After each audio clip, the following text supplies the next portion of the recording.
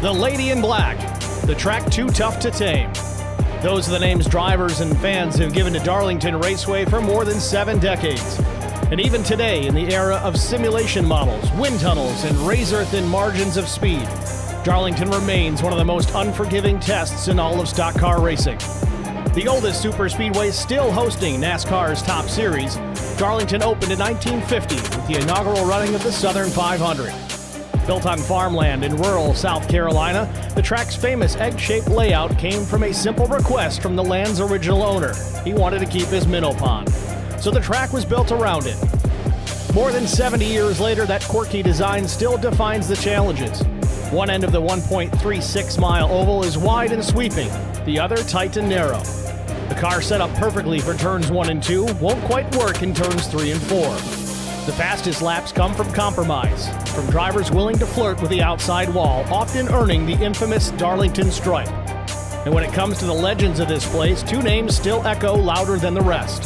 Dale Earnhardt conquered Darlington 9 times, mastering the razor-thin margin between speed and disaster. Earnhardt once said, "You never forget your first love, and there's no victory so sweet as whipping Darlington Raceway."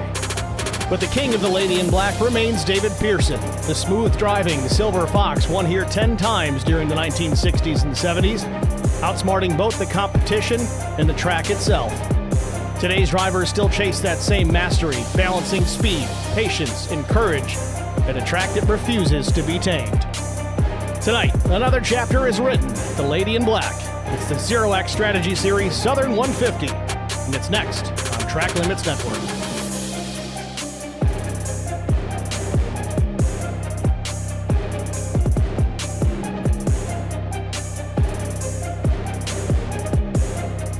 Good evening, everybody. Welcome to the virtual Darlington Raceway. I'm Steve Singer with Track Limits Network. Let's take a look here at the race details tonight. 150 laps the distance, 65% fuel on board, 2 sets of tires available over the wall, no fast repairs, 0 zip zillage, and 1 attempt at a green-white checkered finish. Tape-delayed broadcast from earlier this week. Again, still traveling. We should have things back to normal here in the upcoming weeks, but we're going to run this one here again on a Saturday afternoon. There's a potential I may actually have driver, broadcaster Zach Millett up in the booth with us here tonight. We will see. Busy afternoon for Millett, and last-minute decision to see if I can pull him up here, but fingers crossed.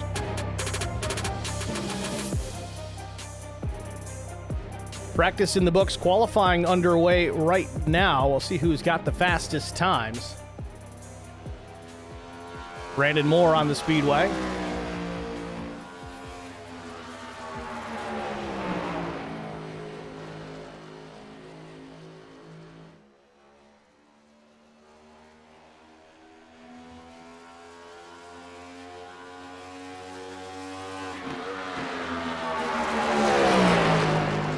Moore on the clock.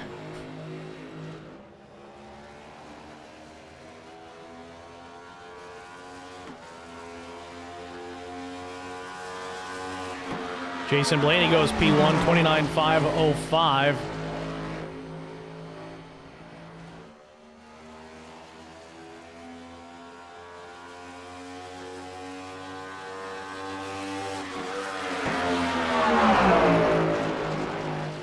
Austin Boyum in the chat says, quote, "Your favorite field wrecker is able to start racing again next week." What's going on, Austin? Thanks for checking in. Derek Buckaloo says this would be more enjoyable to watch than drive as Moore goes P1, 28.990 for the 3 machine.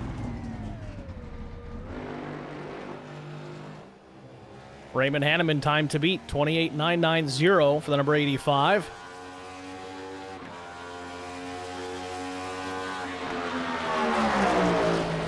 $29.56 for Hanneman on his first lap.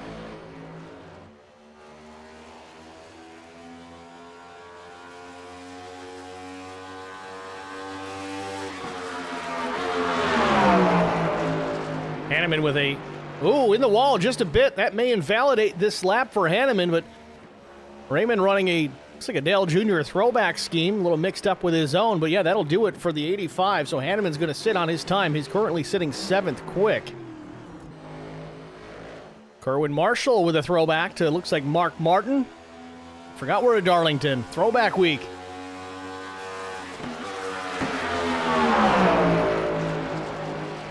Oh, and Marshall, I think he just did the same thing Hanneman did. Scrapes the right sides, gets his Darlington stripe in qualifying.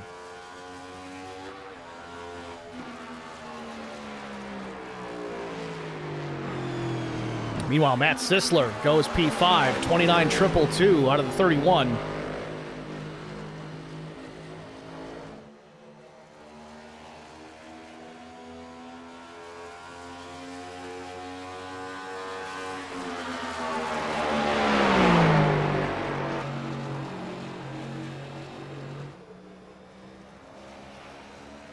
Clean through 3 and 4. Sisler back to the gas. Cross the stripe, lock in lap 2. Does he improve?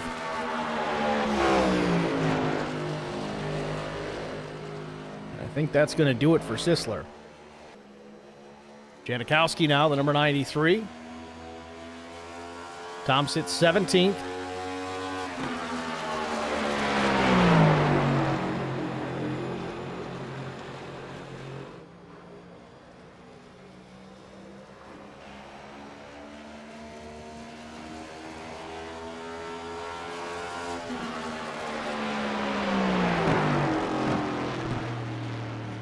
Looks like Janikowski's going to wrap things up as well. Qualifying about 30 seconds away from its completion. I think everybody's got their time locked in here with the exception of maybe Jason Aranchak. Shows he took a couple of laps but didn't lock in an official time. Dustin in the chat says, even the admin got a Darlington stripe this week.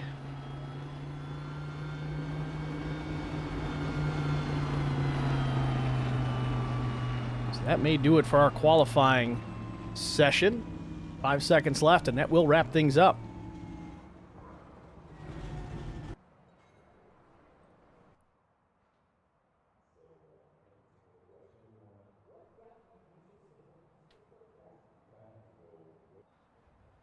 So let's take a look at it. Our starting grid on the pole position with a lap time of 28.990 seconds. The only driver to get below 29 seconds, it's the number 3 of Brandon Moore. To his right elbow, it's the 3.67 ZeroX Sim Racing driver. Jim Treat missed it by just over a tenth of a second. It really shows you how fast Moore was around here. Row 2 will be Wesley Jeanette and Ken Lowry. Row number 3 belongs to the 31 of Matt Sisler and the 22 of Jason Blaney. Row 4, Derek Buckaloo and Raymond Hanneman. Johnny DePasquale will be in the 10th row with Scott Stockel. 11 starter belongs to the 38 of Nathan Line. Jackson West will start 12th. Mike Praychick in the number 10 will start 13th. Kerwin Marshall, 14th starter. 15th belongs to Chris Pieria. Juan Linares in the number 48 will start 16th. 17th belongs to Tom Janikowski. Austin Walton, 18th. 19th is Blake Hochschild. Michael Thorne in the 14 will start 20th. Darren Jones and Jason Aranchak will round out the field in the final row, 21st and 22nd positions. Your starting grid here from Darlington, South Carolina. The Southern 150 about to get underway.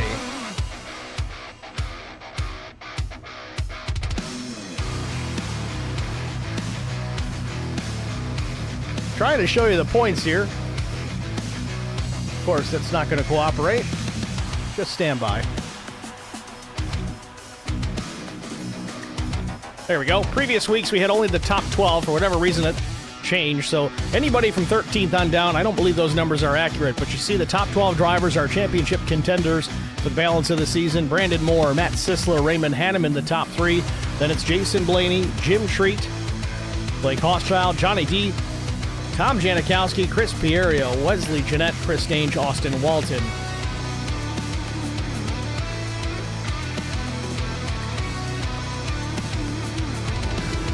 Field begins to roll away on their first of 1 pace laps. We'll be green flag racing the next time by.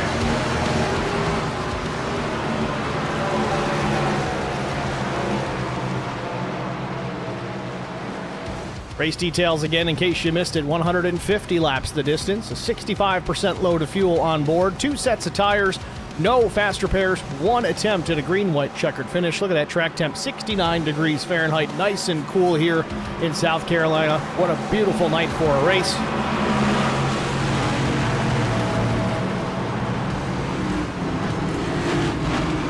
If anybody knows the actual fuel window as far as the lap count is concerned, let us know in the chat so we can kind of keep an eye on that sort of thing.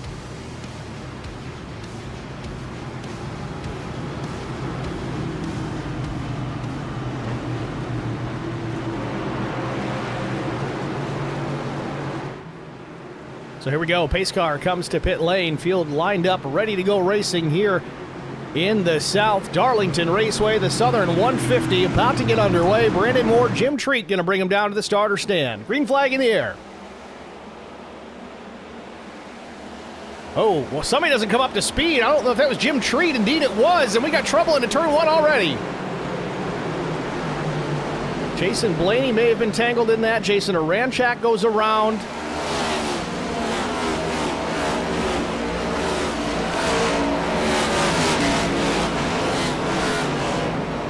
Meanwhile, we stay green. Derek Buckaloo says 45-ish laps on a tank of fuel. That'll set us up for some strategy if we get some green flag runs. Looks like Ray H613 had the throwback scheme to honor my stepdad that passed away a couple weeks back. Sorry to hear that, Ray. Certainly condolences to you and your family.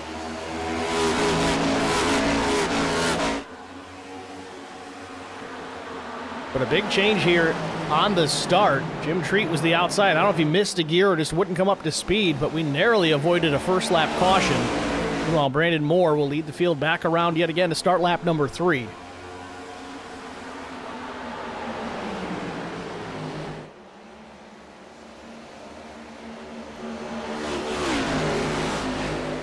Couple of drivers flirting with that outside wall. Maybe getting a little too close for comfort. Derek Buckaloo making a move here for the second spot on Wesley Jeanette. Inches separating the two. Maybe a little contact there as they get down into the corner. Oh, real loose. Jeanette slips and slides, straightens it out. He'll live to fight another day. He'll see the next corner, but he's going to lose a couple of spots in the meantime. So Buckaloo will go to second. Jeanette slips back to P7.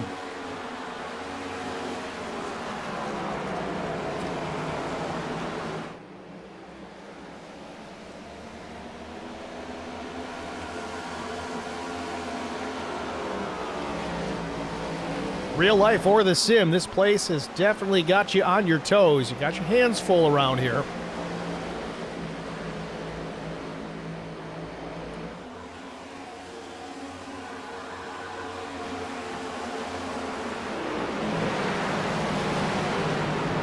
Moore continues to lead. Johnny DePasquale up 5 spots already into P4.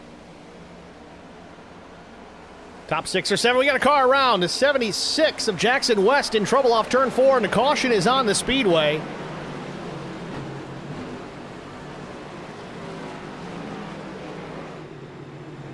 Jackson West facing the wrong way here at Darlington. Don't think he had help there, but comes around nonetheless. Significant right front damage onto the number 76 Heat Wave Toyota Camry. Does appear he's got some right front damage in the suspension as well. Thing seems to be towed in considerably. The right front wheel and tire assembly pointed closer towards the nose than you would want it. Tom Janikowski in the chat says, at this point in the race, I figured we had run 50 laps already. We're on lap 6.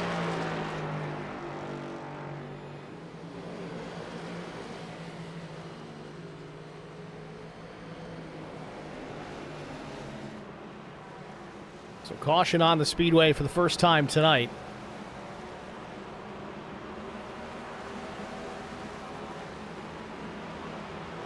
Dustin Rogerson in the chat making a very good point. Says, good job holding the brakes until everyone got past.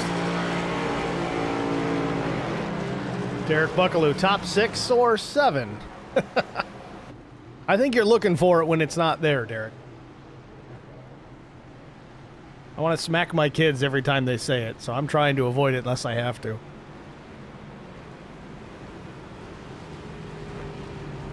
Couple of takers on pit road already. Matt Sisler, Blake Hochschild, Tom Janikowski, and others. Pretty good handful of drivers. Pretty much everybody outside the top 10, with the exception of one. Hanneman will be 11th, so he stays out as well. Got a poor qualifying effort for the 85 here tonight. Got the wall just a touch, which invalidates the lap here in iRacing. Hanneman in the chat says he was a junior fan, so it was fitting. Speaking of his paint scheme and his recently passed stepdad. Been an Earnhardt fan all my life, to senior to junior. Now anybody who runs for JRM, I can definitely relate. Lost my dad back in 2014. I got every one of those Earnhardt diecasts proudly displayed.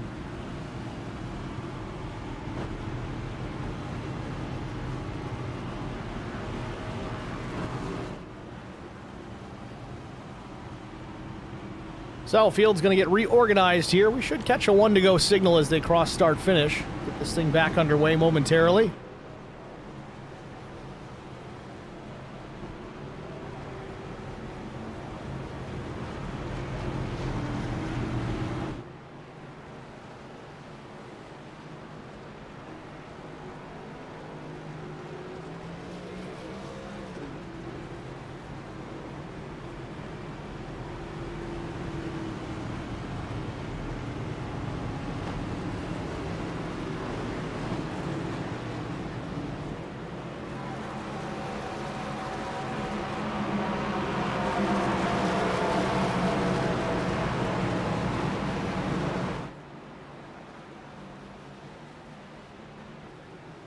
As you see, iRacing pace car lights have been extinguished as the field rolls down the Boeing backstretch here at Darlington. Half a lap away from being back under the green flag.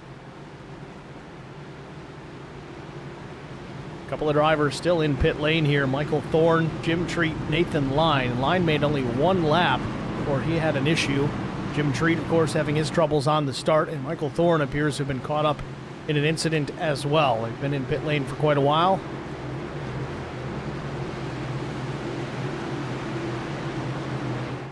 So let's get this thing going again. Field off of 4.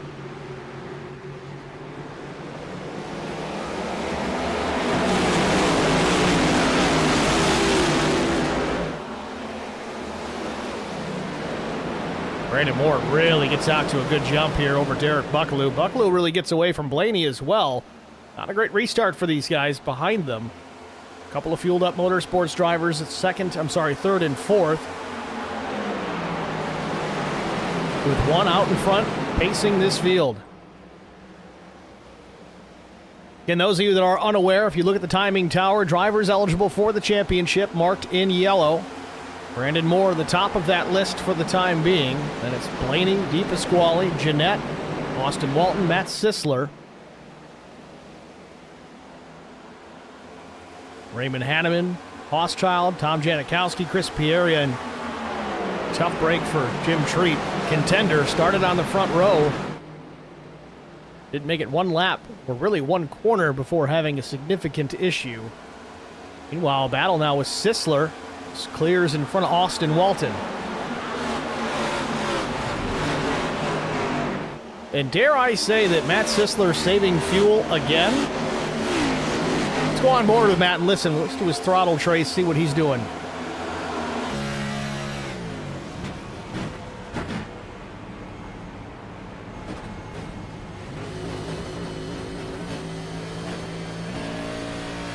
Almost seems like Sisler's having problems keeping that car in gear. He's definitely trying to save fuel. Let's see him lift again. There it is, yeah.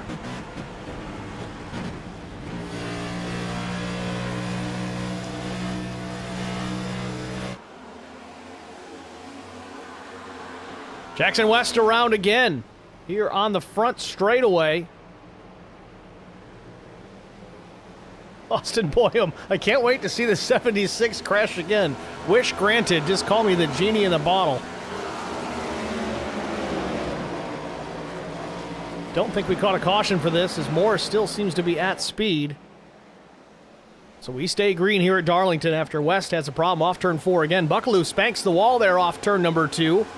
Meanwhile, Jason Blaney has worked his way up into the second spot. Buckaloo may have had a problem here that we missed while seeing the 76 come around, and he's got his hands full with Johnny DePasquale in the rearview mirror.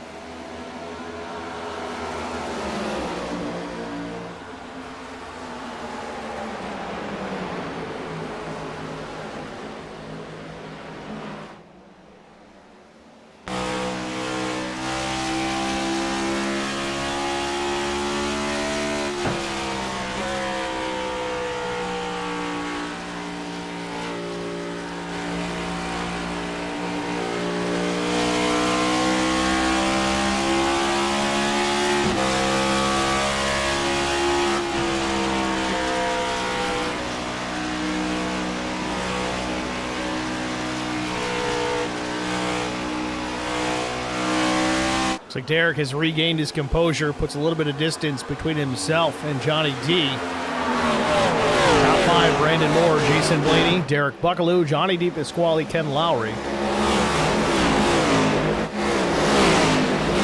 Now to Mike Braychek in the number 10, in the 6th position.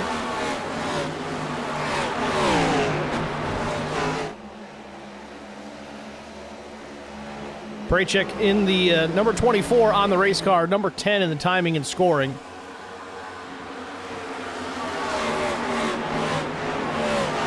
We'll tend to see that on some of these tape-delayed broadcasts. The iRacing service pulls the current paint scheme loaded into the car regardless of what was run in the original session. So sometimes that will happen if guys are running a different league. Maybe they got a different scheme, a different car number.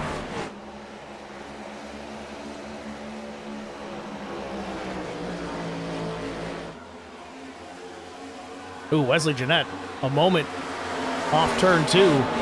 Tucks back in behind Braychek.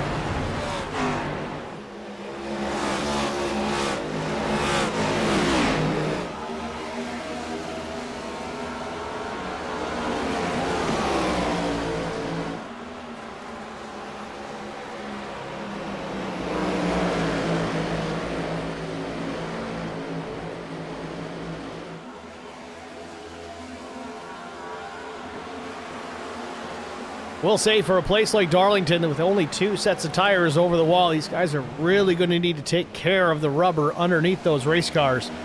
And I want to go back to Matt Sisler. Obviously, he's out there saving fuel right now, but the way he's being so ginger on entry by getting on the clutch, letting the car coast, he's also saving the tires as well. So this could really bode well for him in the end.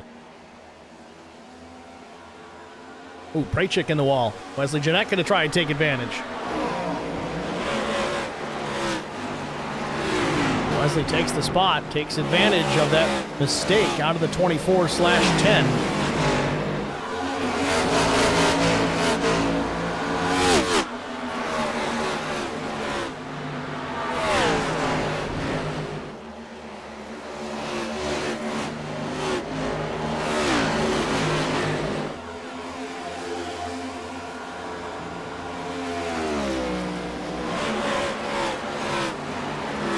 Austin Walton, Jason Aranchak remain on pit lane, so 18 cars still out on the course. Sorry, 20 cars still on the course.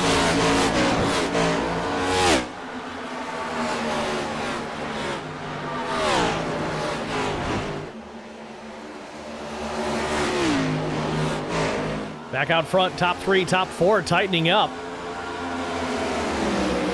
Moore still with the race lead over Jason Blaney and Derek Buckaloo, but they're just car lengths apart.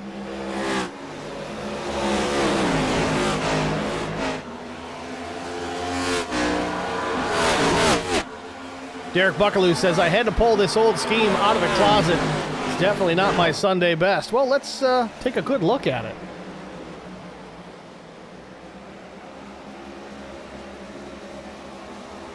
I don't know. I think it looks pretty good. Got the ZeroX banner there on the TV panel at the back, just not on the rear deck. Russian judge gives it an 8.5.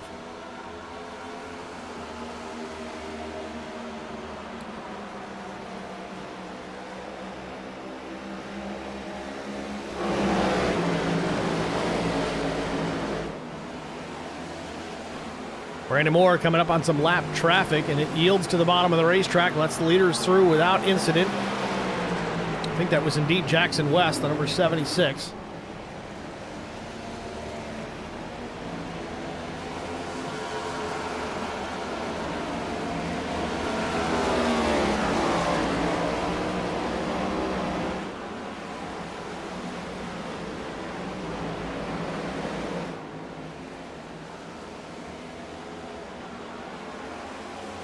One driver out of line, bottom of the racetrack. I think that's Derek Buckaloo. Drops down and gives the position to Johnny DePasquale. Not sure if that's strategic there on Buckaloo's part. Way down the bottom of the racetrack, lets the number 1 machine on by, so it's fueled up 1, 2, 3 right now.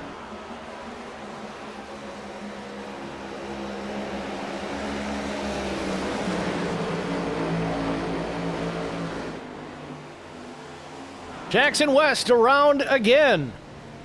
Same spot as the last. You can see the old tire marks are right there. It's almost like it's intentional at this point. I'm just playing, Jackson. Still no caution, though. Lap 27 goes up on the scoreboard.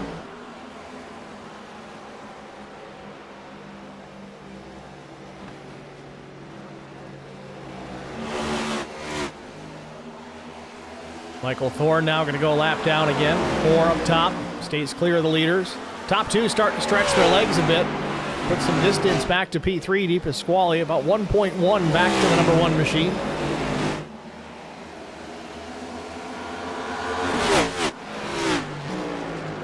Jackson West just having a day. Jackson will come to pit lane and try and rectify some damage.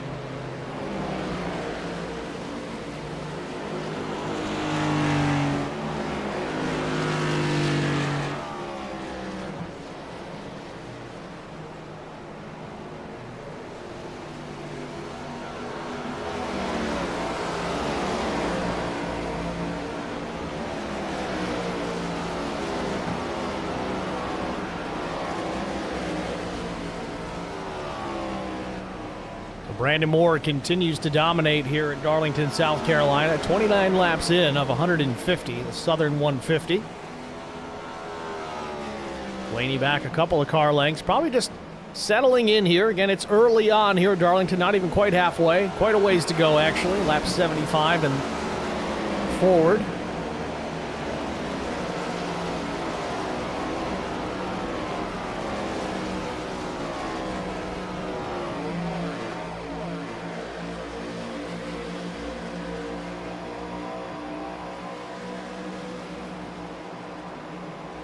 Wesley Jeanette working his way back through into the top 5. Jeanette up to P4 now. Di Pasquale 5th.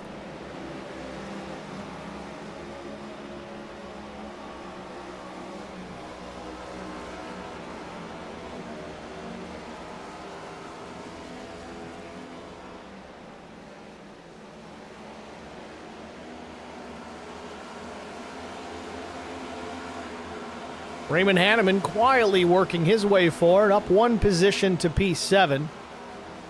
Matt Sisler in his fuel save strategy, down 3 spots to P8. But again, as we said early in the opening here, 45 laps on a tank of fuel, that's not quite going to get you to the end. Cautions may have helped. That first caution coming out early will likely extend this run out to, let's say, 50 laps.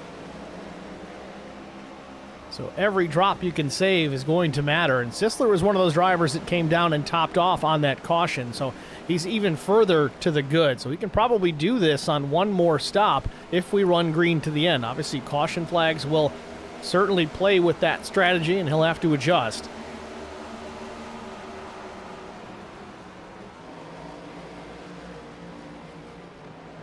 Mike Prachek slow on the bottom of the racetrack. Might be coming to pit lane for one reason. Oh, he's got some damage. Big time damage on the 24. So Prachek will come to pit lane.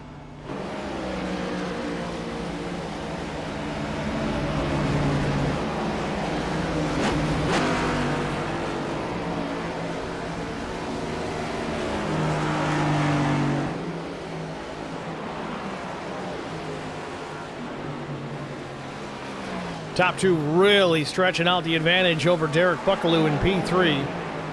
The battle for position here as Jeanette goes to the bottom on Johnny Di Pasquale and takes the spot relatively unchallenged.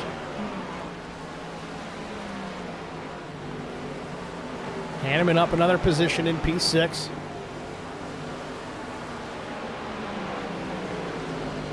Dustin in the chat reminding us that Matt Sisler started from the back.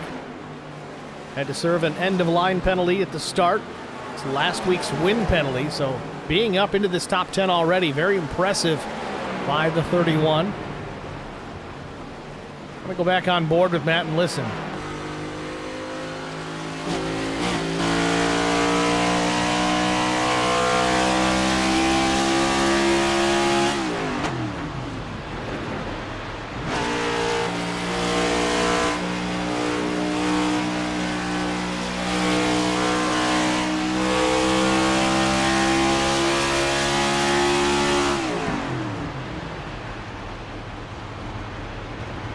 all this. He's gaining some ground on those drivers out ahead of him.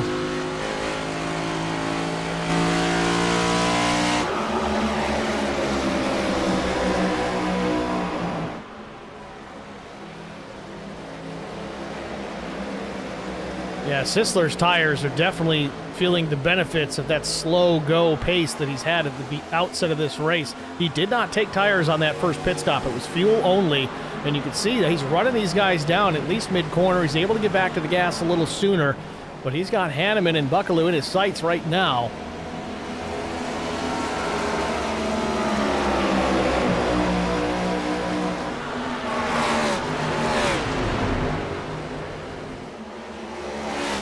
Sisler out there sounding like he's racing in a hybrid.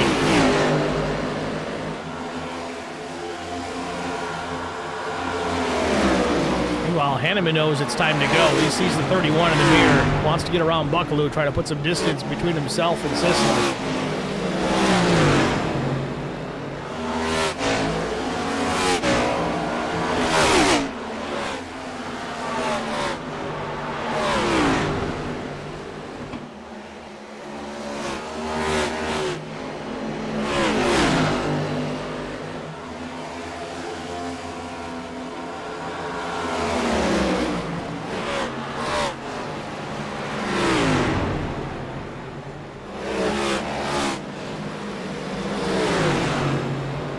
Meanwhile, Brandon Moore checking out. Now 8/10 back to second place, Jason Blaney. Wesley Jeanette now up into the P3.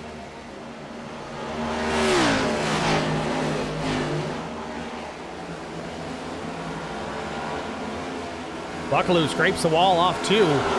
Hanneman takes a look down the Boeing backstretch into turn number 3. He's alongside, has a nose out in front, slide jobs it up the racetrack. No crossover from Buckaloo, and now the door open for Matt Sisler. He's going to go on through as well.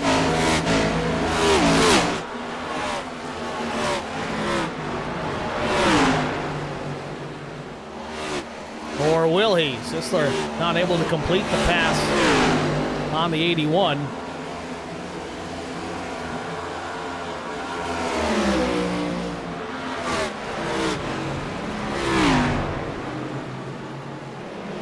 It again here. Sisler alongside Buckaloo and is now clear, so moves Sisler up into 6th.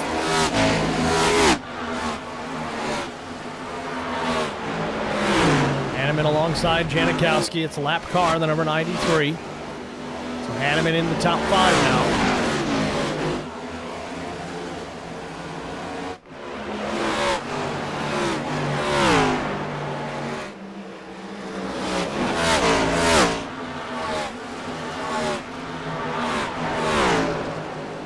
Not sure if Brandon Moore had an issue out on track. He's lost about 3 or 4 tenths of his advantage over Jason Blaney. I don't know if Blaney was just slowing things up, cool the tires down, making another go at it. Again, we're approaching that time where these guys are going to start thinking about pit stops.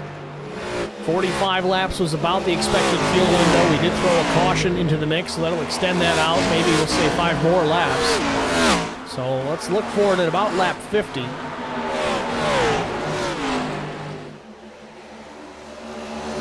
Where we're at right now, the top 5 again all staying out on the racetrack on that first caution. The only one near the top 5 right now, let's say only drivers in the top 10 that did make that fuel stop early was Sisler, Hochschild, and Scott Stockel.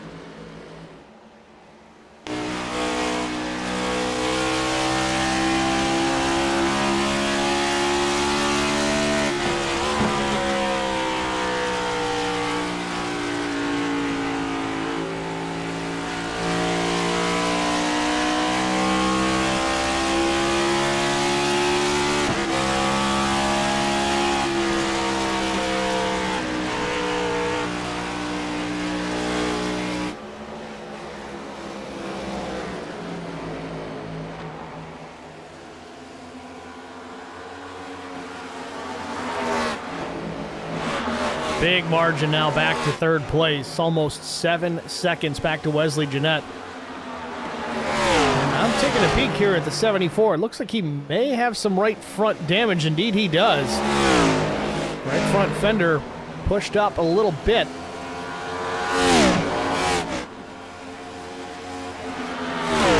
Doesn't seem to be hurting his lap time, though. He's faster than the leaders right now by about half a tenth to second, and almost 3/10 faster than leader Brandon Moore the last time by. Well, that would explain it, though. Blaney running down the 3.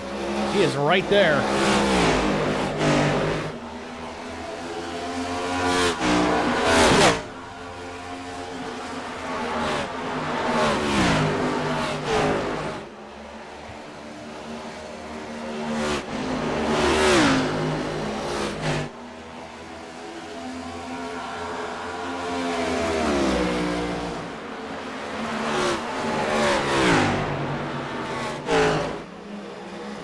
Jackson West just finishing up another off-course excursion. Spent some time in the pits getting damage repaired, but he's gone off track again.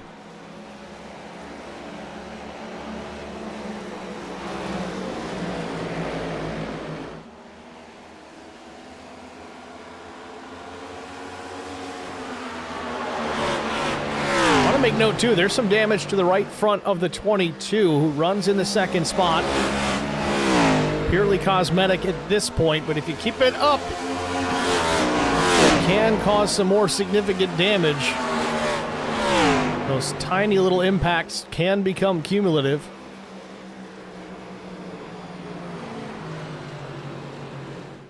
And we are under the caution flag as Darren Jones appears to have had an issue as well. The 217 still broadside on the racetrack.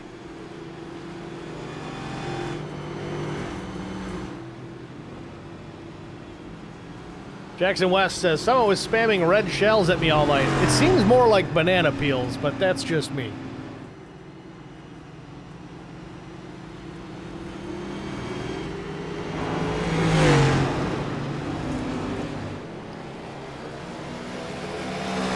Caution on the speedway for the second time tonight, just in time for pit stops.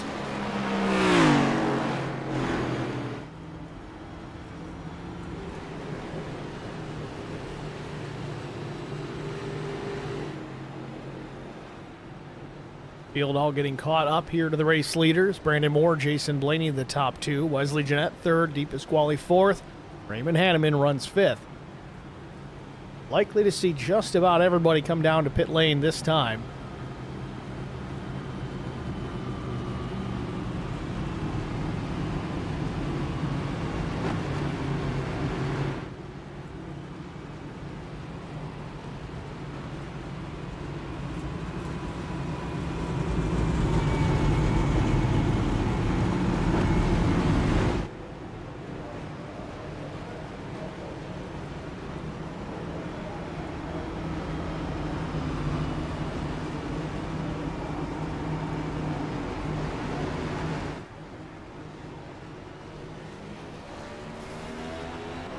Strategy calls on this pit stop, I would assume, is going to be 4 tires and fuel for all.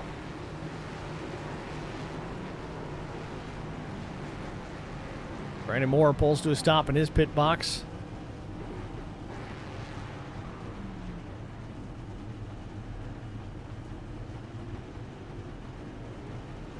Four tires and fuel for the 3. Drops the jack, lightning fast, 13.469 seconds for Brandon Moore. Finishes out 14.93. Not too bad. So Moore stays the race leader. He's led every lap thus far.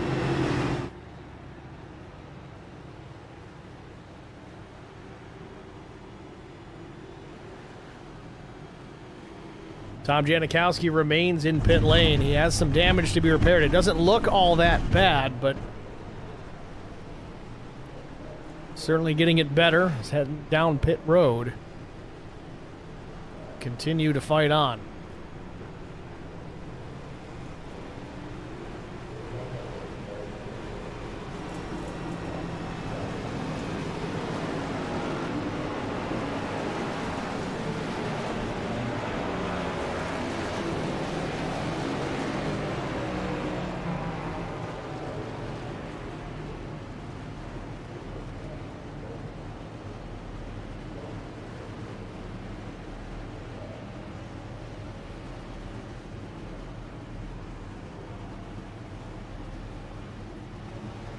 As we wrap up this caution, we've brought Zach Millett up into the broadcast booth. Nice of you to join us here, Zach. What's going on, buddy?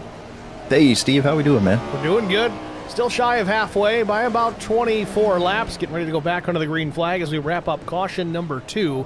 Brandon Moore from the pole has led every lap thus far.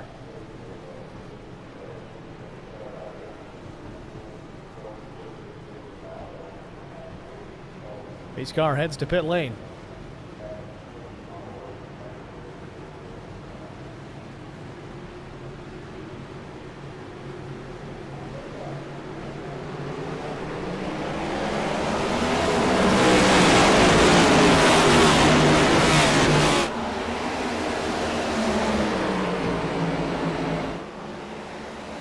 Big battle for the third spot. Wesley, Jeanette, and Hochschild going at it through turns 1 and 2. That was a good hit there. Pretty good contact with that outside wall.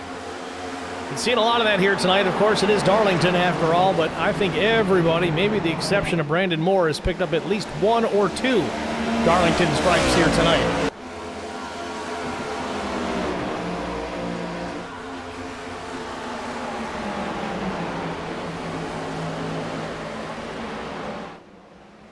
Brandon Moore reasonably untouchable here this evening. Again, we're third distance here at Darlington, so lots can happen.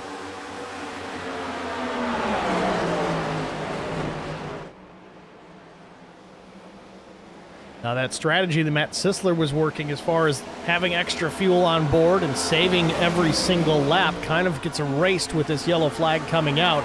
Still has another opportunity, though. We can do it again if we run green to the finish, make this a one more stop race. Oh, Blake Hochschild loose off at 2, and he saves it. Man, heck of a save there.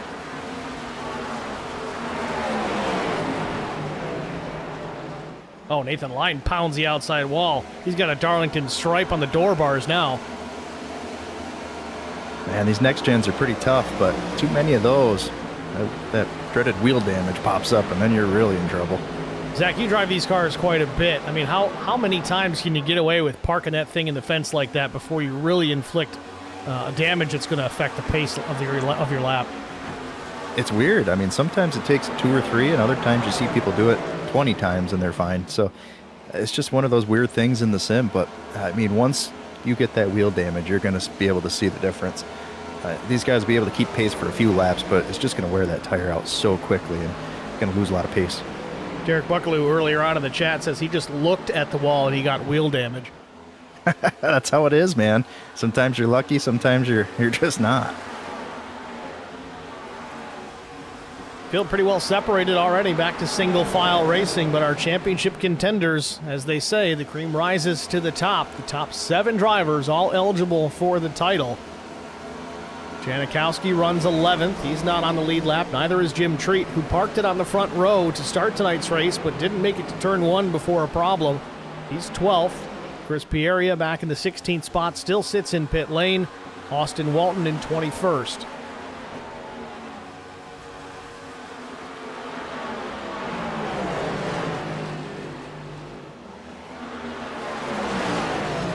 Derek Buckaloo in a fight with Kerwin Marshall as Marshall pulls the old William Byron, drives it up the racetrack at Darlington, tries to pull the video game move a la Ross Chastain, but Byron did it here. I forget if it paid off or not, and there's contact. Marshall up the racetrack, straightens it back out. Buckaloo wasn't going to give. He actually hit the wall softer that time, spinning up into it, than he did the 2 other times. Well, I'll tell you, and that time. Zach, when he hit the wall, and I think it was in 1 and 2, it almost seemed to shoot him back around Buckaloo. Gave him almost a momentum boost, like he was bouncing off the top apex. Now he's into the back of Jim Treat. These guys are bouncing off the walls all over the place. Yeah, it looks like he's kind of driving angry here. He just kind of pushed Jim right out of the way there, so we'll see if he catches that car and maybe some retaliation. Dustin in the chat says, the cream rises to the top, but turds also float. This is true. I've never seen that before, but it's pretty true. I love it. I love it. I love it. Meanwhile, battle for the lead.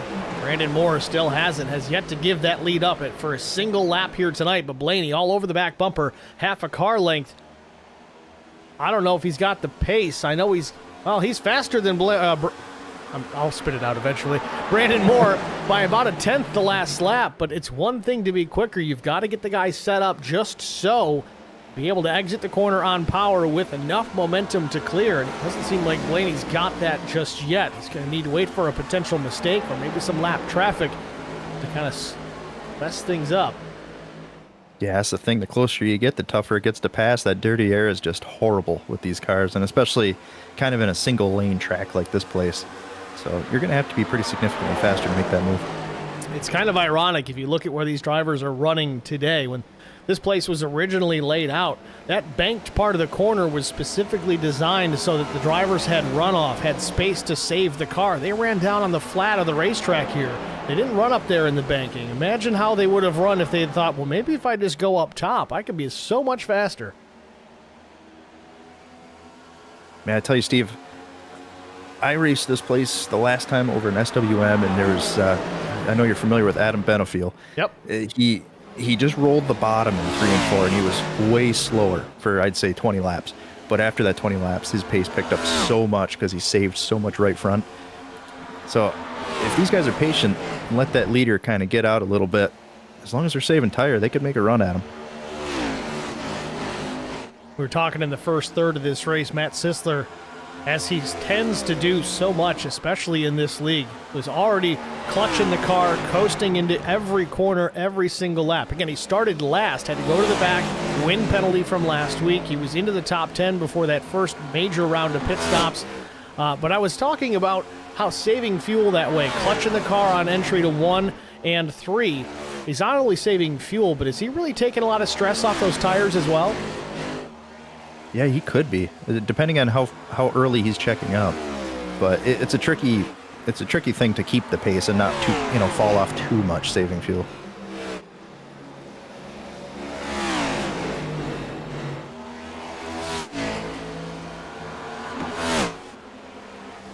Dustin in the chat asking Zach a question that if you've run this track with the new horsepower update.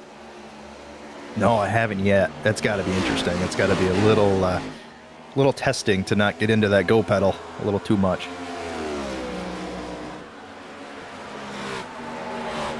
Matt Sisler now into the top 5, running 4th and back to his old ways, saving fuel. We'll listen again.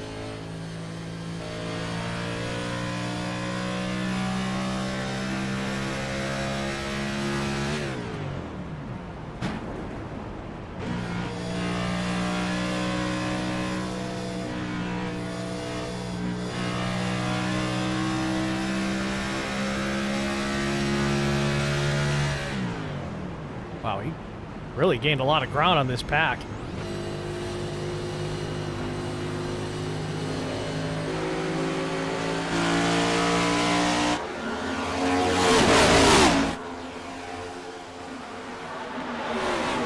Sisler now applying pressure to the 74 of Wesley Jeanette as Jason Blaney is taking over the race lead. First time out in front for the 22 tonight. Jeanette just off the wall, off turn number 2. There's your top 4. Blaney, Moore, Jeanette, Sisler. Keep Pasquale back in 5th. Just about 4 or 5 car lengths behind the 31.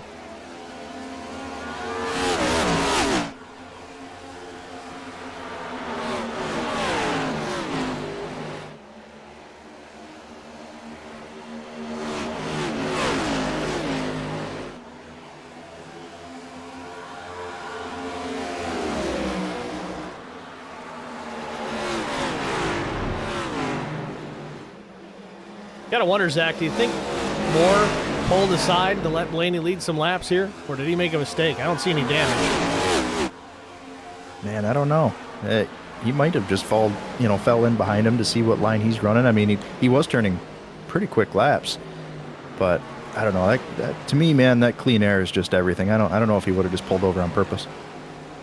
Interestingly enough, it seems that Moore, now that he's in tow, he's running just a tick faster than Jason Blaney, about a half a tenth. It was a heck of a hit for Wesley there going into that turn. That might have been the one. I mean, that right front looks pretty sketched out there. Yeah, Jeanette's had some right front damage here for a little while, about the last 20 laps or so. Gotta wonder if he's having some struggles hanging out of that thing now. Steve Pasquale gets a piece also, and now Sisler's going to take over the third spot.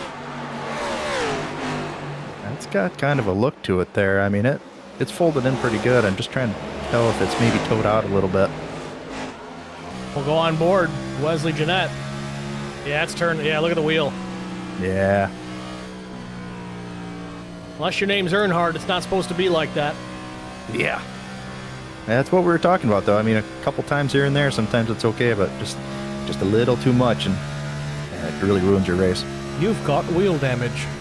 God, I can hear it in my sleep.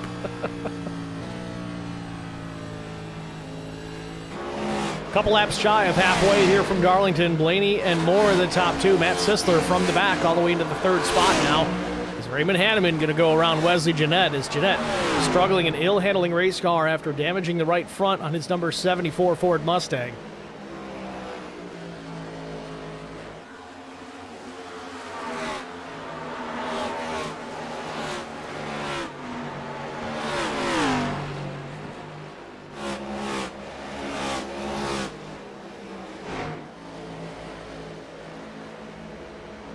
Bucklew and Kerwin Marshall, car length apart again. Kerwin really trying to run him down. There was some contact previously. We'll see if Kerwin pays back the favor. Back in the fence. Oh, Jackson West goes around again.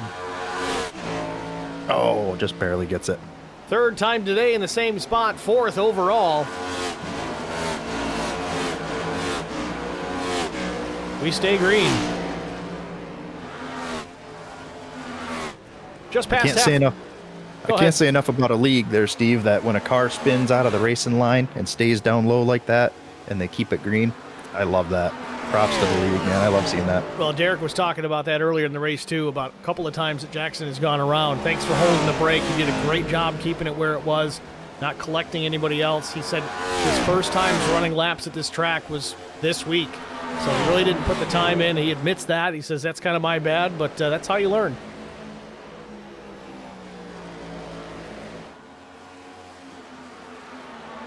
So with that, we're past halfway here at Darlington. Jason Blaney, Brandon Moore, Matt Sisler, the top three. We'll step aside, get our side-by-side break out of the way. Stay with us. We'll be right back.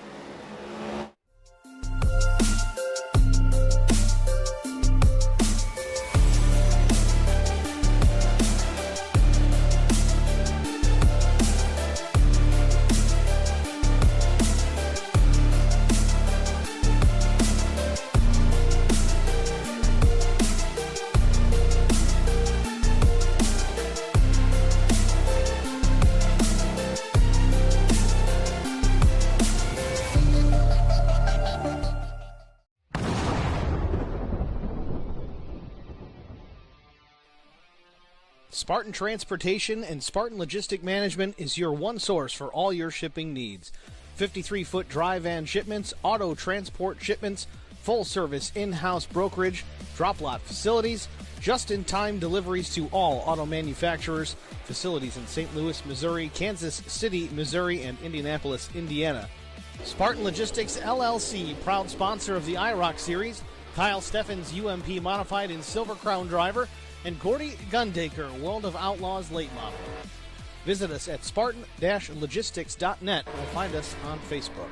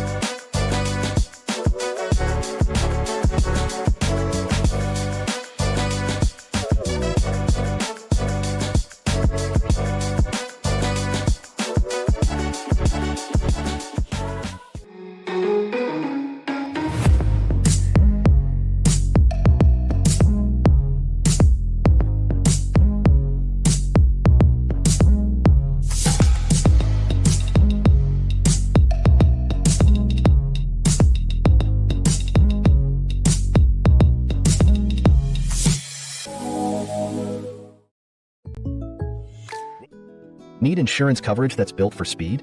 Frank Yea's office in South Charleston has your back. Whether you're blazing down the highway, protecting the home you've built, or setting up a legacy for your family, we've got the coverage you need. Auto, home, life, fast, simple, and made for you. Scan the QR code on your screen now to explore all our services and start a free quote today. Lock it in, save it for later, or call us at 304-744-7700 to get started.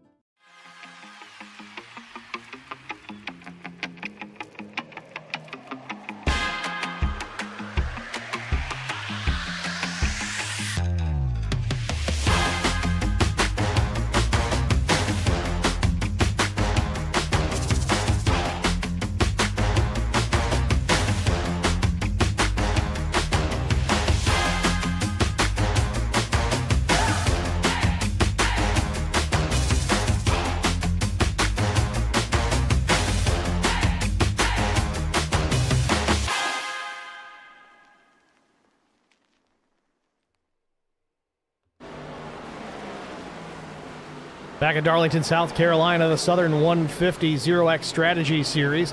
Jason Blaney continues to lead over Brandon Moore by about half a second. Back to a dominant number 3 this afternoon, and they're checking out too. Third place Matt Sisler mired back in the pack here, about 3.5 seconds off the lead. We're right on board here with Sisler again and listen to see if he's saving like he was before. See if his strategy has changed at all.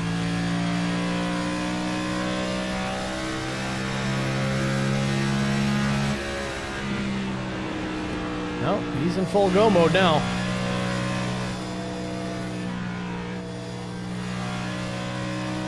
Must have got to that number he was looking for.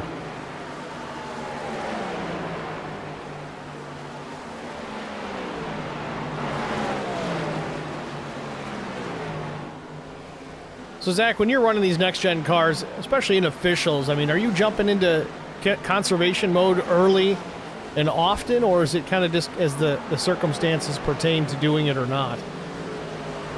It really depends on the track. A place like this, you got to go. You just got to get out in that clean air. You're just going to be stuck back in the pack. The dirty air just makes it so hard to pass, and it's a nightmare with these cars, honestly. We've been racing a lot of B cars lately just to get away from it. I know we see it in the real-life Cup Series often. Guys are saving it every opportunity they can just so that they can have the shortest final pit stop as far as trying to get fuel in the race cars. Is that something that kind of applies over here or no? Oh, definitely. Yeah, definitely. I've seen it a lot at Phoenix this week, actually.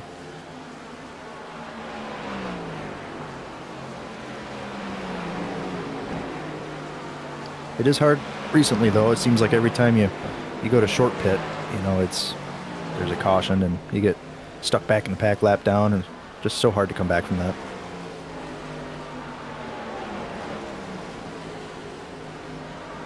Blaney in the fence while he leads, scrapes the right side of the number 22 Mustang in the middle of 1 and 2, and Brandon Moore in second hits the wall on exit as well.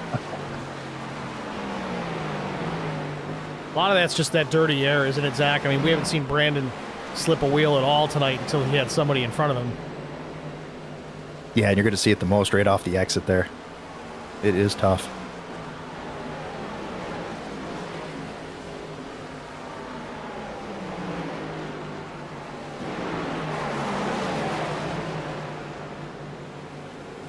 Just goes to show how challenging this place is. We've got 6 cars still on the lead lap. Derek Buckaloo a lap down in 7th.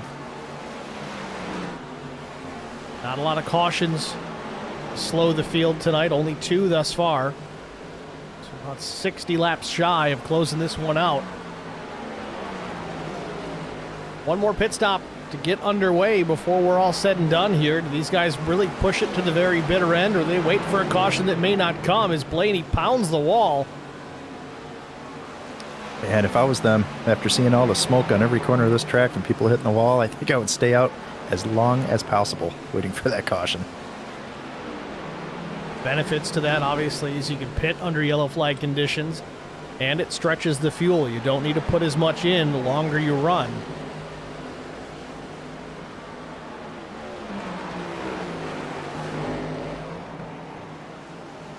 Ooh.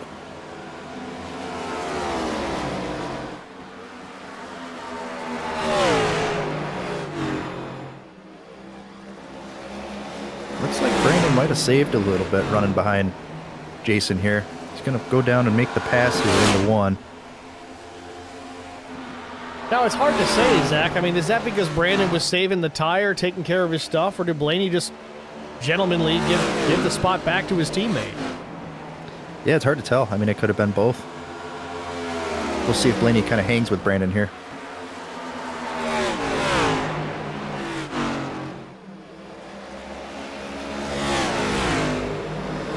Derek Buckaloo says it might be his 6th or 7th. Jesus. These guys just won't let it go. He's referencing the wrecks of Jackson West here tonight. High score. We're only picking on Jackson because he was picking on himself, so now it's just fun.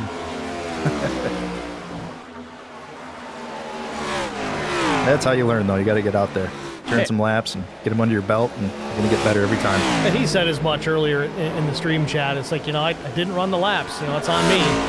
But you're absolutely right. I mean, you can't dance on the line of out of control without going out of control once or twice, or 6 or 7 times, depending on who it is.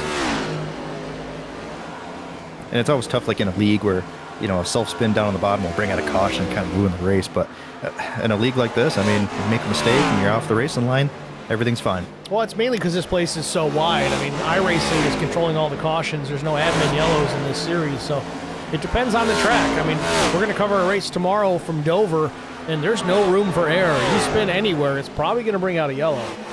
Yeah, if you even look out the window net and sneeze in the wrong spot, it's going to pretty much draw a yellow. Yeah, debris on the racetrack.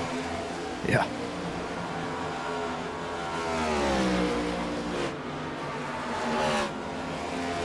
Matt Sisler now 5 seconds in the rear, still running in 3rd.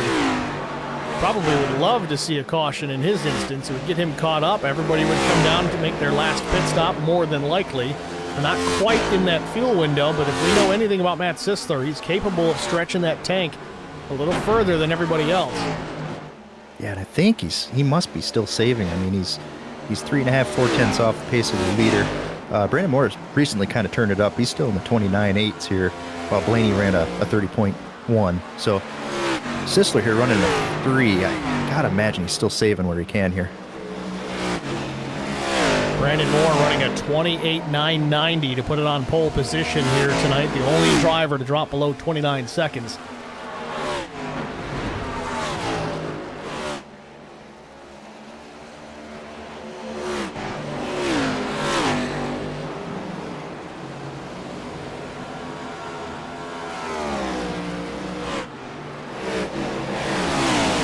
Race leader Brandon Moore in some lap traffic. Got through Scott Stockel. Now Nathan Lyle will drop down to the bottom and give him room. Next up, looks like Darren Jones up ahead. Jones has had an incident here tonight that put us under yellow once, and almost disaster for the race leaders as he was broadside on the straightaway.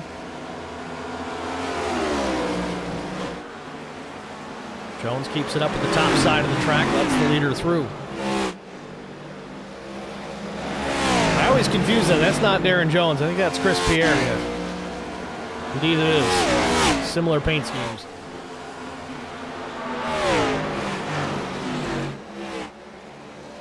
Looking at the timing tower, I just glanced up and see Johnny D there, P8, but it says out next to his name. I just wonder if something happened there.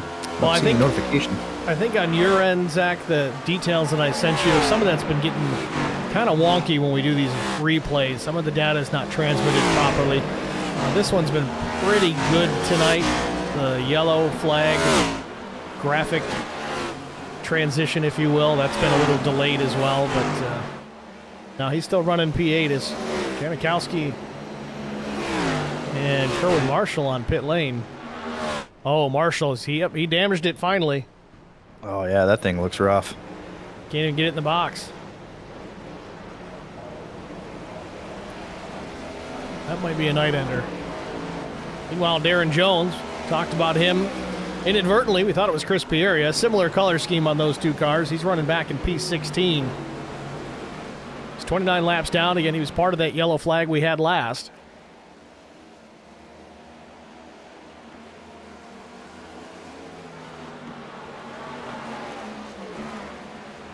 Johnny DePasquale says, my screens went black. My 1940s house had a power surge. Thankfully, I got it back in 4 laps down.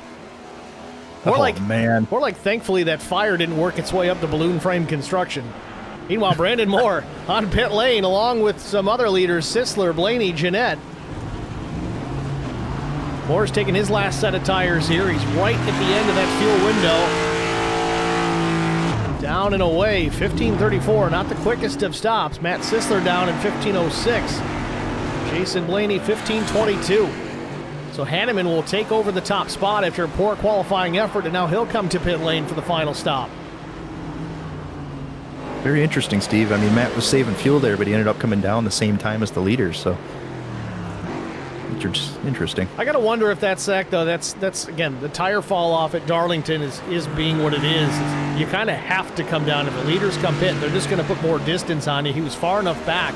He could have made that decision late to come down, provided he was prepared to make the pit stop.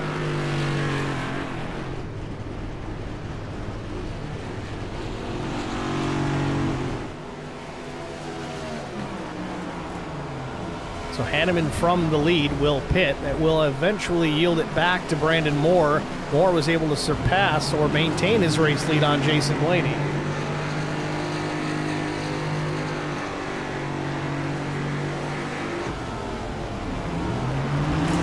So Brandon Moore goes around, takes the lead back, has 1.8 seconds on Jason Blaney.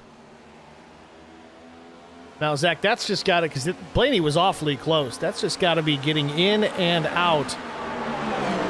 Getting slowed up for pit entry and just hammering down on pit exit. That's probably where he's gained all that time, because he didn't have the fastest of pit stops.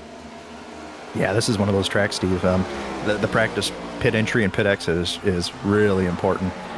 I think I made the same kind of route into pit lane for years until I learned how to do it the quickest way, and it was unreal how much time it was saving me. Brandon Moore with the most laps led here tonight from pole position. Let his teammate Blaney lead for a while before it seemed that Blaney just let him have it back. Don't know if that was intentional or just all part of the fuel strategy. But either way, Moore back out in front, in charge with a healthy margin, 2 seconds plus back to teammate Jason Blaney. He's running down 5th place Wesley Jeanette. Could put him a lap down here momentarily.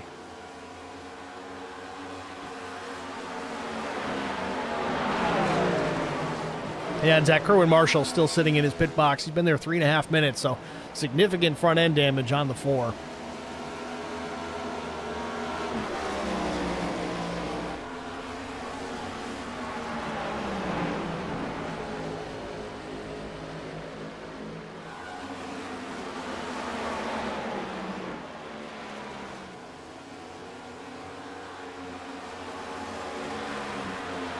Looks like Darren Bustdown Jones has arrived in the chat. Good to see you, my man.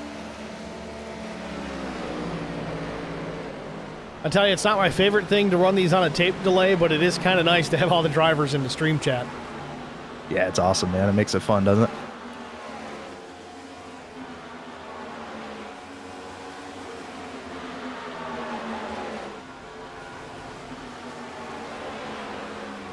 So Brandon Moore made short work of Wesley Jeanette. Maintains a 2-second advantage over Jason Blaney. Zach, if you're running in P2 in this situation, being so evenly matched with Brandon Moore, what can you do, if anything, to run him down? Well, in the straightaways, say a couple prayers and hope that lap traffic really holds them up. Besides that, just run your own race. You know, don't put too much wheel in it. Don't drive too hard. Just baby steps, baby steps. Take the finish that the car will give you. Yeah, be patient with lap traffic. Don't push things. Just don't get in trouble. At the end of the day, P2 is pretty darn good.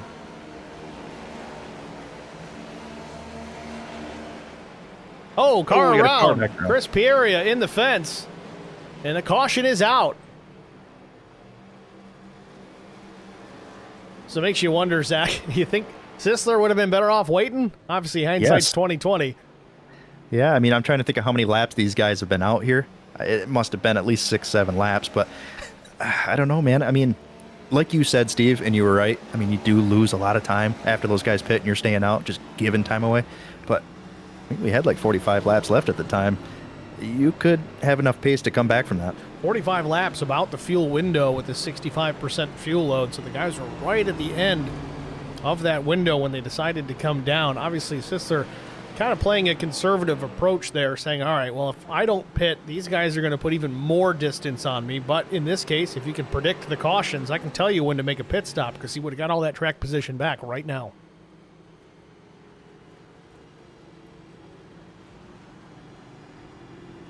So, some pit stops again. Very interesting. We're back. We're back on pit lane. This has got to be just a quick top-off to ensure enough fuel for a green-white checkered, because I don't think any of those leaders were going to be able to make it to the end on fuel if we went to NASCAR overtime. I tell you, Brandon Moore's got some pretty good front-end damage there. Yeah, right I was in the just middle. going to say it, Zach. Right front, too. Man, is that fresh? It doesn't seem like it's been there a while. I don't remember seeing it before. I've checked a couple of times because we talked about he hasn't gotten into the wall. I don't know if he was in the process of trying to lap Chris Pieria, and he's shut the car off, Zach. Yeah, that's definitely fresh. I mean, right front damage is one thing, but I mean, when you have a center punch like that, that really lifts the splitter up. You're not going to have any turn after about 10 laps. It's going to be awful to drive. Yeah, he's going to sit there and get some repairs made. Sisler on pit lane as well. He'll come back out. He spent 26 seconds, so there must have been something there at the front of the field. I'm not sure, because it seems that Sisler had some repairs to make. Brandon Moore still sits there. Jason Blaney is still sitting in pit lane. So some interesting developments. I tell you, it's kind of a great situation for these front runners. I mean, it's the perfect situation for them to just stay in and get their car absolutely perfect. There's only, 6 cars on the lead lap? I mean, they can just sit there and shoot out before the pace car gets around and come back in. I mean, they're not going to lose anything here. And you remember how Wesley Jeanette got lapped? Now he's second. Well, he was. Now he's third. You might even have time to get most of that wheel damage fixed, depending on how bad it is. Dustin says, go look at Pierre's spin. I can't, unfortunately, in the replay. If I go back and watch a replay, if I go hit my live button, it'll just take us to the end of the replay file, and then the race will be over. So we can't have that. And I don't know if that's worse than fast forwarding to live. I don't know. Yeah. It's tough. It'd be a pain to fast forward back to where you were and try to figure it out.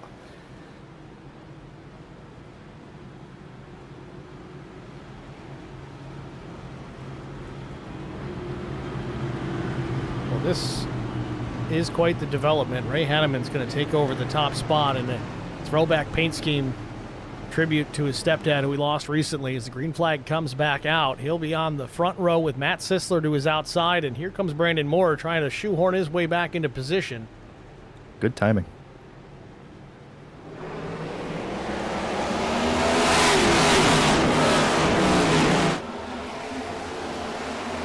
Kind of a funny looking restart, Steve, with all the cars on the bottom, with all the cars being a lap down, but only the top 5 on the lead lap, but now you got to wonder how much damage is Brandon Moore able to get fixed on that race car. Is he going to have the same pace as the top 2 start to already get away from the 3? Hanneman out in front, Sisler second.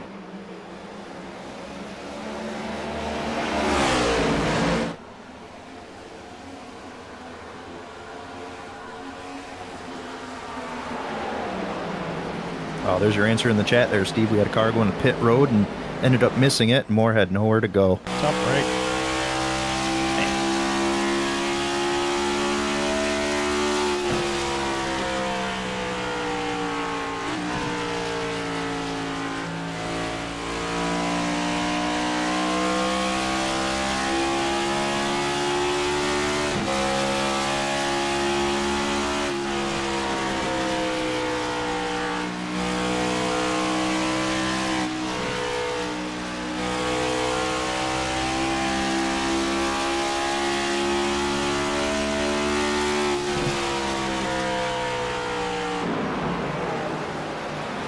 Oh, Sisler in the wall. Matt's pushing hard now, and he's dealing with that dirty air. That's likely what's caused that car to slide up the racetrack like that. Oh, it's in the fence again. Anything won't steer.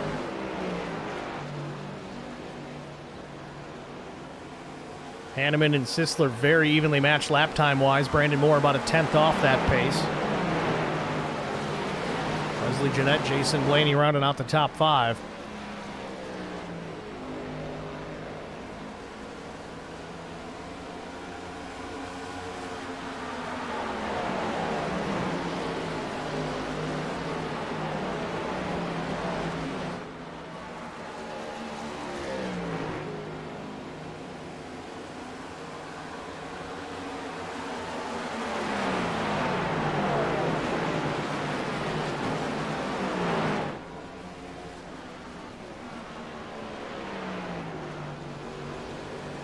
Ray Hanneman continues to lead. It's been a very dominant night for the Fueled Up Motorsports race team, as 4 out of the top 5 lead lap cars are Fueled Up Motorsports. The fly in the ointment being Matt Sisler.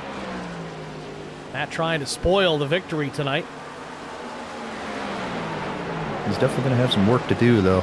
Everybody being kind of on the same level here, and dirty air playing its dirty ways.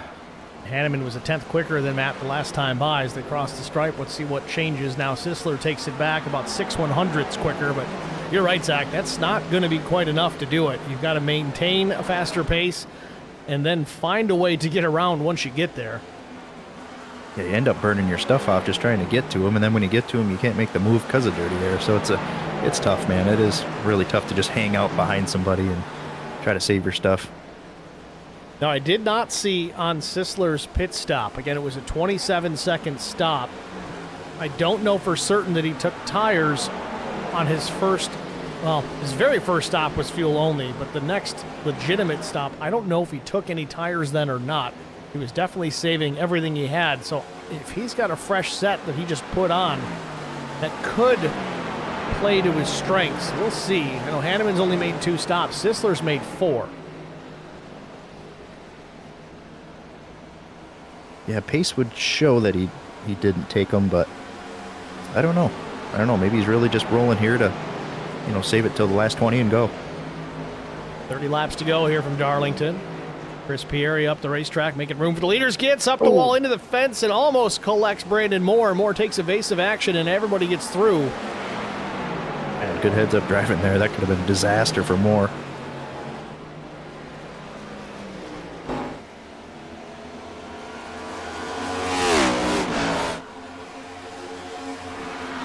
Taking a close look at Raymond Hanneman's number 85. The right front damaged on his machine as well.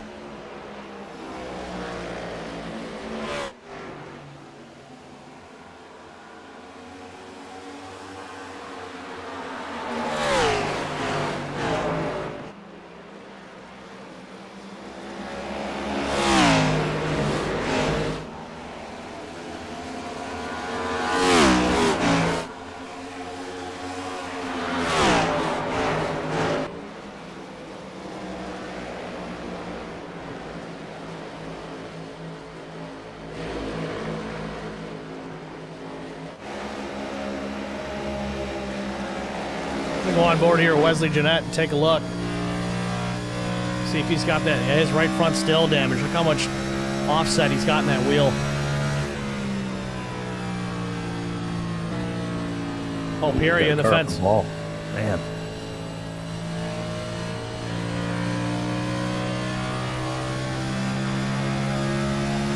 Yeah, it's good he got back in the lead lap, though. I mean, if we get another caution here late, he can come back in and try to fix it and still be up towards the front, maybe make a move at the end of this thing. Almost got to wonder, is it worth fixing now that you've made the adjustment in the car? Yeah, I don't know if there's enough adjustment in a fix setup that will fix a wheel damage. I mean more as a driver, like getting accustomed to having the wheel being offset to the right the way that it is. I want that baby straight. Straight as an arrow. Unless it's an open setup where you can just throw a bunch of left rear in it and loosen right up to the moon, but I don't know. There's only so much some rear brake can do for you.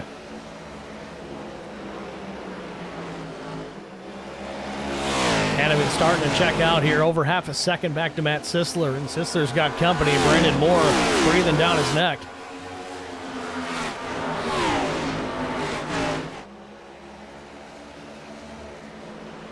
Just want to remind everybody, Matt Sisler Qualified 5th here tonight, but had to go to the back at the start. Last week's win penalty. So the fact that he's running top 3 in second place right now, a monumental effort for the driver of that 3 birdies, number 31.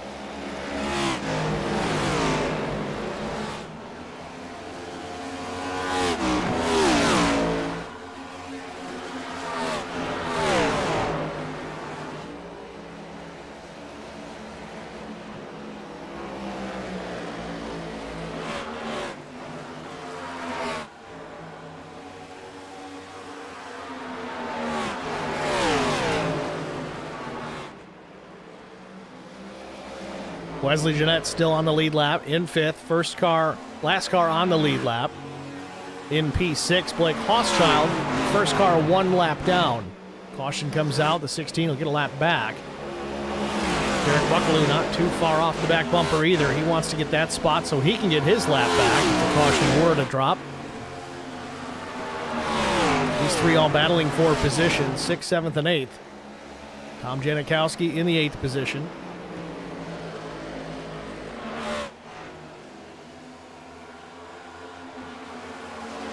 Johnny D, 1 position back, but 2 laps in the rears from those 2.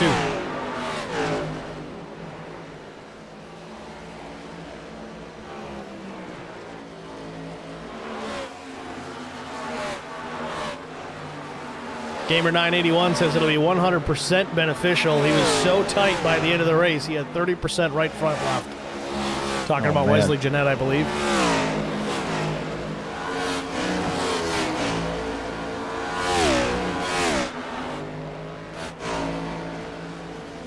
Juan Linares in the 10th spot. 4 laps down. Again, still getting all those laps in. Just because you're off the pace of the leaders doesn't mean you're not going to pick up points and good finishing position. Oh, man, that may cause a problem. Yeah, don't jinx him. God. I think he did a wheelie there. Big hit for Juan Linares in the number 48.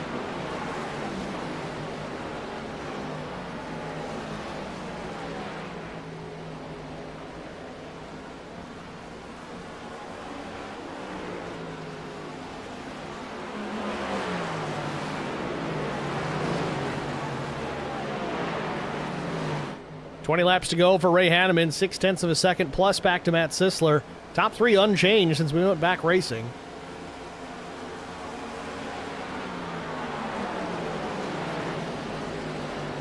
And we're getting to that 20 lap to go mark here, Steve. I think if we're going to see any kind of push from P2 and 3, I think it's going to have to be now. They're going to have to send it.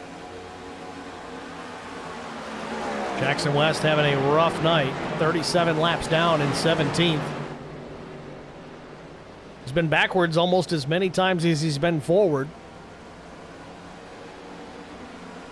But again, still going to try and finish this race.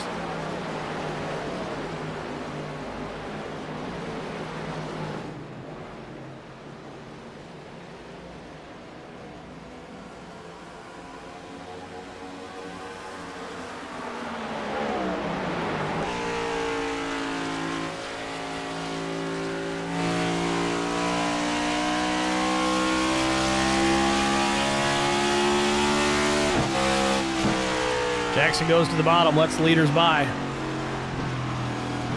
that's exactly what Raymond wanted to see, too, because every lap he's kind of driving in front of the leader. That dirty air is really affecting him as well. It's cost him about Sisler in the wall. 10th, but Sisler just gave it all back with that contact, and Sisler may lose the spot to Moore as Moore gets to the inside into 3. Drives it down and drives away.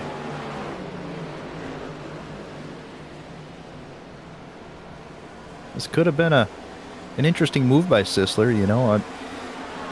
If he doesn't think he has the pace to catch the leader, maybe let Brandon go by. Maybe have him go up there and battle him. Maybe slow them both down. Well, we've seen it time and time again this season when these fueled-up motorsports guys are running 1 and 2. Their goal is to make sure that one of them wins the race. They're not going to be overly aggressive, cause a problem. It's much like you see the Penske Racing guys in the Cup Series. Make sure you don't take out one of your team cars. I want one of you guys to win. I don't care who, but I really don't want to take both cars home on a hook. Yeah, feel free to go for the win, but don't wreck my cars. You He's destroyed both my cars. You're fired. Still the best movie.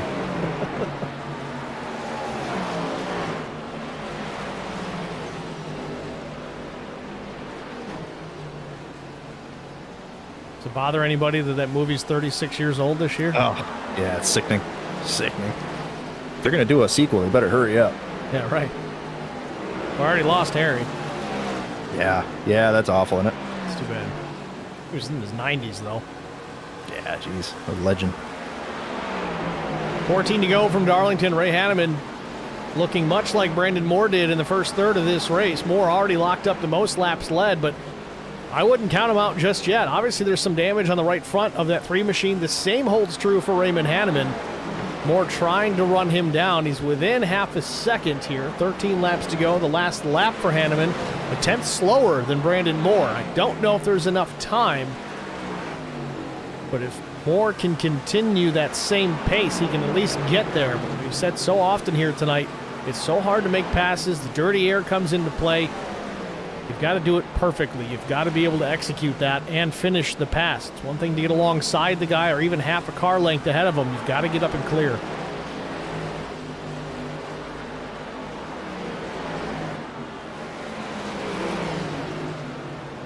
It's right about the spot where it just is awful to drive behind somebody. That half a second range is just a nightmare. I would have to imagine it's relatively unpredictable, too, because all of a sudden you've got some air on the nose, and then you don't, and then you do. It kind of goes back and forth. Yeah, that's the problem. You can't rely on it. You know, you go to get back in the gas, and the front of the car just skates up the track. Moore's got it down to less than half a second now. His lap track pick coming into play.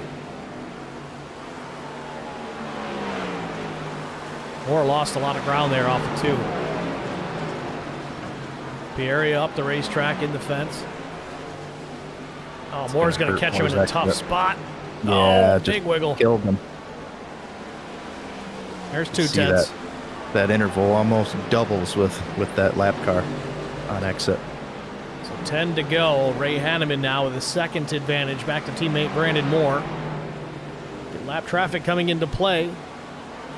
The racing groove here, it's not very wide. You see how big the racetrack is and how much pavement there really is, but there's not a whole lot of area of this track that's banked, and it's kind of progressive as you go up the racetrack as well. That very bottom lane isn't quite as steep as it is when you go up top of the racetrack. It's tough to get out of the way.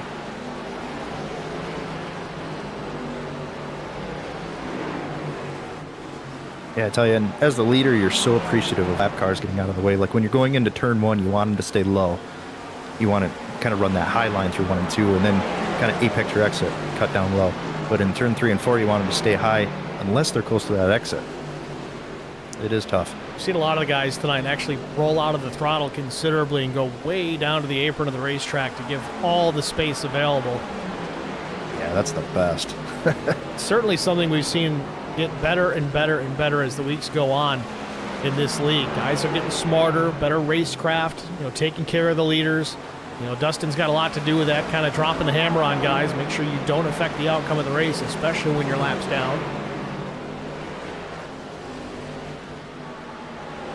And speaking of that, guys learning and getting better, I want to give a shout out to Michael Thorne, running back in the 15th spot. Having a real clean, uneventful race. That's a good thing. Again, Mike's still trying to learn this iRacing sim, but he's had a solid night. He's not on the lead lap, but top 15, 30 down.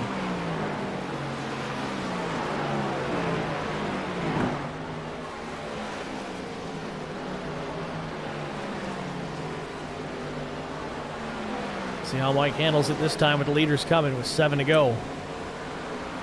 Brandon really cut that deficit back down. It was 1.2. Now it's 7 tenths.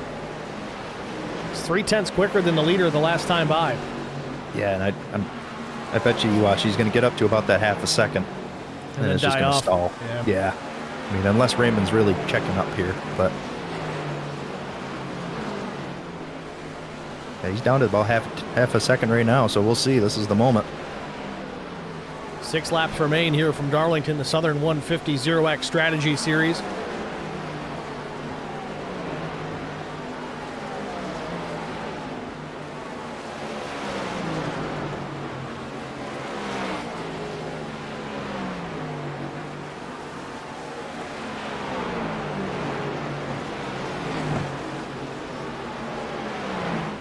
There it is, Zach. Back to 6/10 plus, 7/10.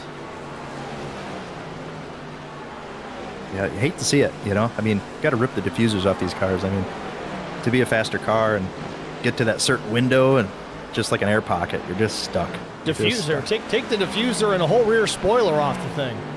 Yes, that would be awesome. You can't tell me with as big a contact patch as these tires have, they could absolutely do it. Would it be a handful? Of course it would.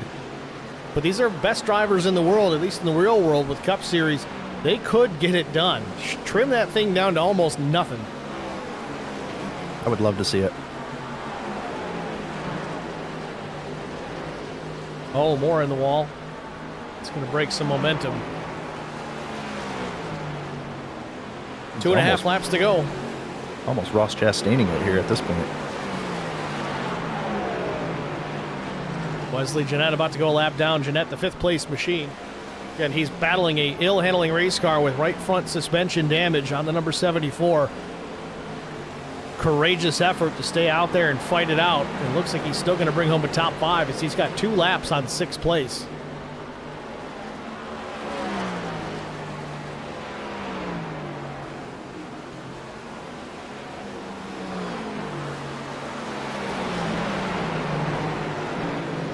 Oh, Stockel in the fence in front of the leaders. White flag in the air. Final lap from Darlington for Raymond Hanneman.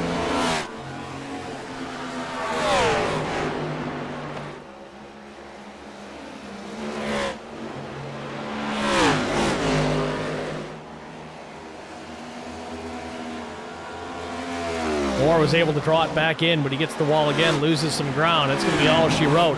Ray Hanneman, a poor qualifying effort with a mistake on lap 2, but it doesn't matter. He'll drive it back to the front with the throwback paint scheme, and he'll take the checkered flag here at Darlington for the Southern 150. Brandon Moore will come home second after a dominant performance early, and Matt Sisler from the back to top 3. What a run.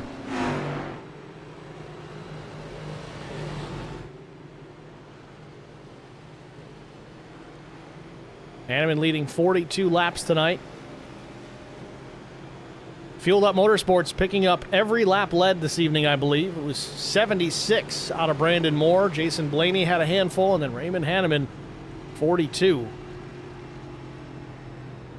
4 out of the top 5 Fueled Up Motorsports drivers. Matt Sisler going to bring it home in 3rd.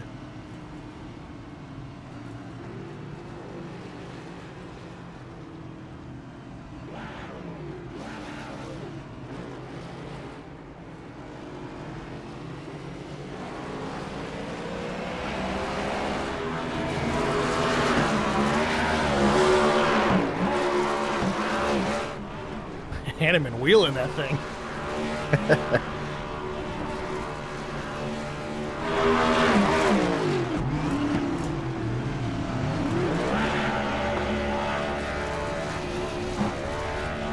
Potentially an emotional win for Raymond Hanneman. Again, losing his stepdad just a couple of weeks ago. He was a big-time Dale Jr. fan. This is a throwback paint scheme to the Hendrick Motorsports Amp Energy Dale Earnhardt Jr. scheme that they ran in the Cup Series. Parking it in victory lane here tonight. Looks good on the new car, too, doesn't it? It just fits. It really does.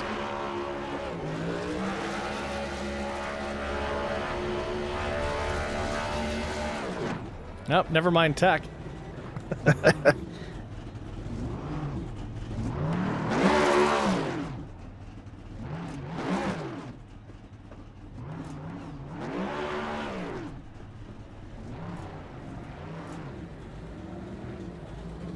Three cautions for 7 laps and 5 lead changes. Ray Hanneman leads the final one.